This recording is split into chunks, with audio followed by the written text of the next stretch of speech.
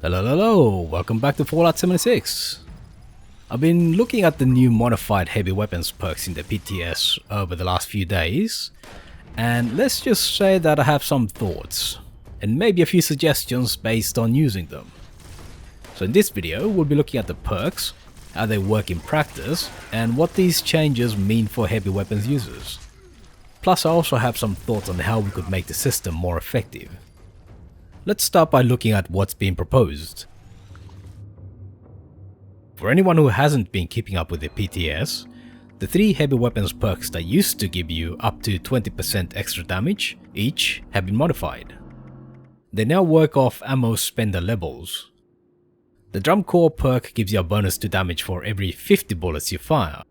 With the highest perk level, you can get up to 9% extra damage per ammo spender level.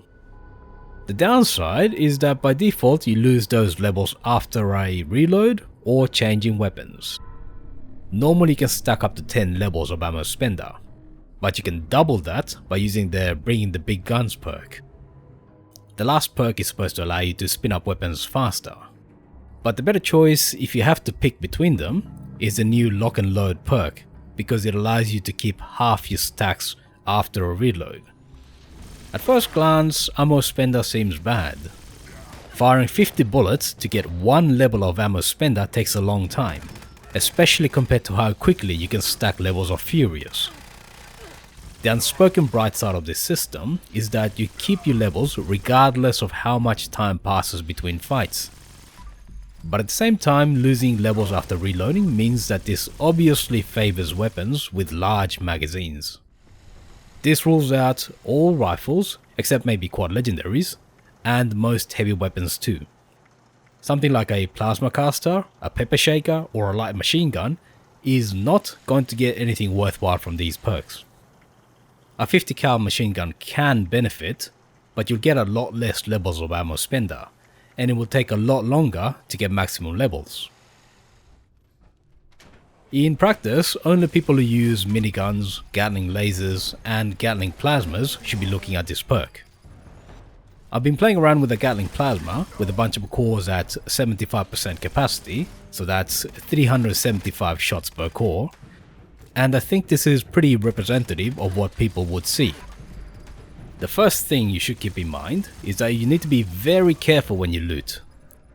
On PC you use the same key, R, to reload and do area loot.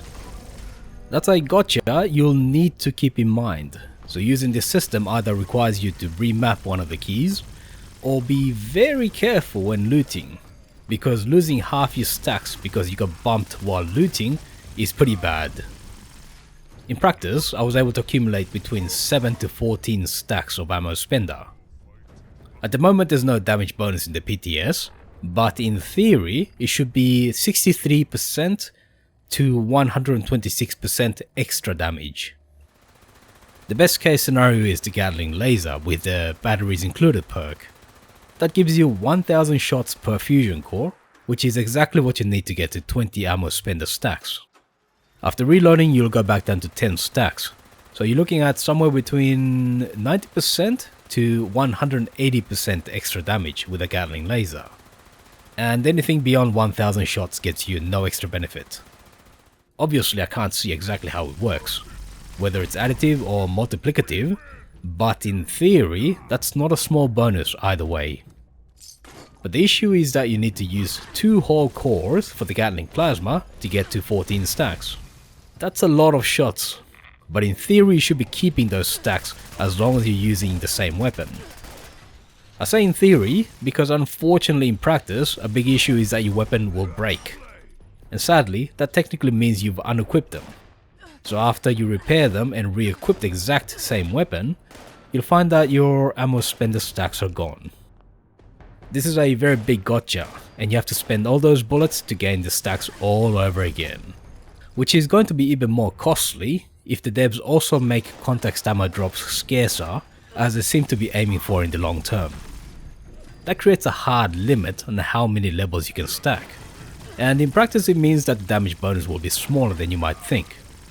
So a big issue with the system is your weapons breaking, and this highlights that losing your stacks is a serious problem with the ammo spender system. The new system, as it is in the PTS, strongly favors a small set of weapons, and every other heavy weapon is effectively getting a big nerf. Like I talked about with the LMG, it's now inferior to a handmade.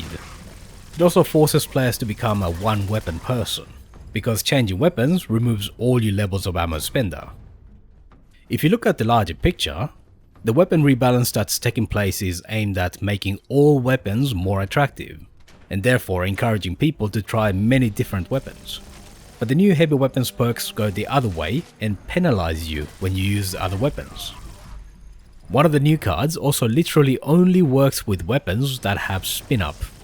So you can see that this change had a particular type of heavy weapon in mind. The Gatling Plasma is already one of the most effective and popular weapons, so what's the point of making them even more effective? And yes, I use it too, so technically speaking, I would stand to benefit from these changes. But it's not about whether I benefit or not, it's about whether the changes are good for the entire player base, not just me. I assume that halving his stacks after a reload is there to keep the lock and load card relevant. But to be honest, there's no real reason for the feature when you have to spend so many bullets to get them in the first place. It is true that ammo spender does favor weapons that fire a lot of bullets, so in other words, weapons like miniguns or Gatlings. But other perks also favor certain styles. So for example, Center Masochist favors people who play outside of VATS because the chest is easier to hit. If you use VATS, in most cases, you'd be better off going for the head and stacking crippling perks. But the way the ammo spender stacks are halved after reload is more than that. It's a literal hard cap on what weapons can and can't benefit from the new heavy weapons perks. If you use something like a rifle or a plasma caster, or anything with less than at least 200 bullets per magazine, the perks just aren't worth bothering with, because you'll get very minimal benefit from them. Again, this is very different from the way the rifle and pistol perks have been modified. Generally speaking, those perks benefit all types of weapons. For example, Number Cruncher obviously favors high action point weapons. And for anybody who doesn't use VATS, it's a straight damage bonus with no penalty. But you can still use it and get a decent benefit even if you use a low AP cost weapon. So let's say that you have a weapon that costs 10 AP per shot, which is pretty low. That's a 20% damage bonus, and that's decent enough that it's worth spending 3 perk points. Obviously that's less than the 80% bonus you'd get for a fat man, but the point is that the perk is still useful in some way for all weapons, even if it does favor some weapons over others. This is a key issue with the modified drum core perk. Losing stacks after reloading excludes weapons, even other heavy weapons that aren't minigun types. You simply can't build enough stacks to justify spending so many perk points on the new ammo spender system. If the devs want to keep the new system, then I think removing the loss of stacks after a reload or changing weapons would be the simplest solution. Yes, it would still favor weapons that fire a lot of bullets, like miniguns, over hard-hitting slow types like plasma casters. But even plasma casters would still benefit from the perk. It would just take them a lot more time to build up a decent amount of levels, but it would happen even if it takes longer. The issue would be that eventually you build up to 20 stacks and never lose them, which, as I remind you, would translate to 180% extra damage, basically tripling your damage.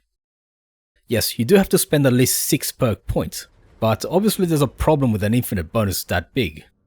So one solution might be to reduce the amount of maximum damage bonus to bring it in line with something like Furious. As a side effect though, this might also encourage players to play for longer, so they can benefit from their accumulated ammo spender stacks. Or alternatively, you can reduce the bonus so that maximal stacks aren't as overwhelmingly powerful as they should be on paper. Or another alternative would be to make them slowly expire over time, let's say every 10 minutes. It's not a perfect solution, but it does bring the ammo spender system more in line with how the rifle and pistol perks have been modified so far. But let's take that a step further. What's the goal of the ammo spender system?